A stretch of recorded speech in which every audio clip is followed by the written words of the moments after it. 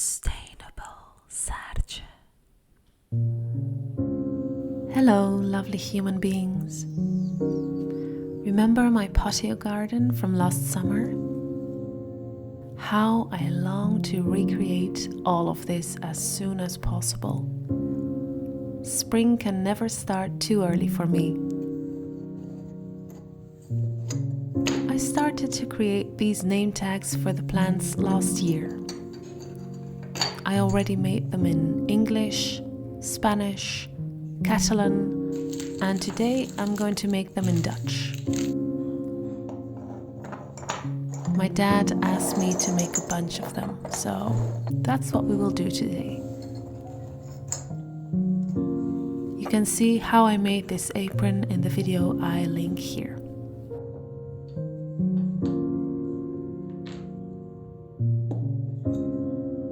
I always take a lot of time to work on the ceramics. It's a slow process that you can't really push. I rescued this pack of clay from the dump last month. Someone just left it there in perfectly fine condition.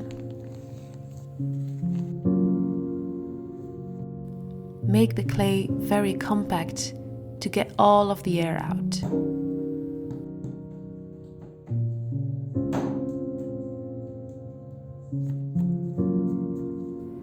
Then we are going to roll it out with a rolling pin in all directions, balanced and evenly.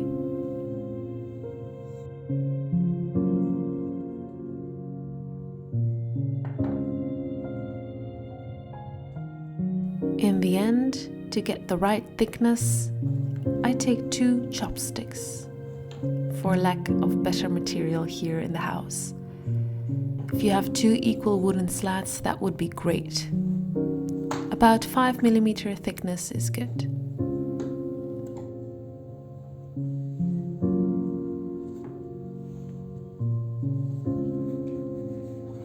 Smooth out the surface for inconsistencies before you start. I have already cut out my pattern, so now I can start cutting out the pieces from the clay. My dad has ordered 100 or so I have my work cut out for me today.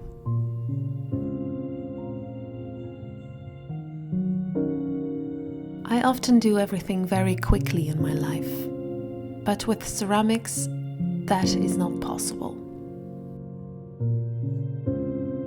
Everything comes to a rest when I work with the clay. Life slows down, and these are a few hours where I don't think about any other problems of life. Although my teacher says I do this very quickly too, I feel like it's my grounding moment here. I relax and approach everything mindfully. I'm someone who can often go flying off into my head in thoughts, ideas, fantasies, dreams, other realms. And working with the clay gives me the grounding I need, as well as working in my garden. If you recognize yourself in this, try it out. Your hands in the earth and the clay. With all the leftovers, we just start over. There will be lots of air bubbles here, so beat them out with the palm of your hand. And we will keep on reusing until almost nothing is left over. I had enough clay for about 70 pieces. And then, one by one, we will nicely finish all the edges and surfaces with water, our fingers, or a sponge. Irregularities can be eliminated here.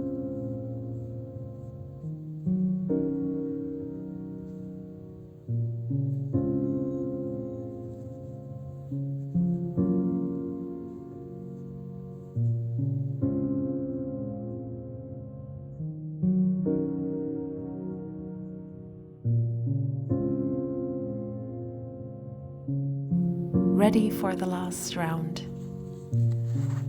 Write the names of the veggies on the tags. Salad, tomato, paprika. This is a very nice stage where you can see the final project come together. Here you can create very specific for your ideal garden. Last year I made one with Carolina Reaper on it, one of the most spicy peppers. Unfortunately, the seedlings never made it. So this year I want to try to plant a Scorpion Trinidad. But I'll just use the tag for Carolina Reaper again. Some friends placed an order for indoor plants such as Monstera or Sansevieria. Also a nice idea for people without a garden. Or just for the herbs in the kitchen.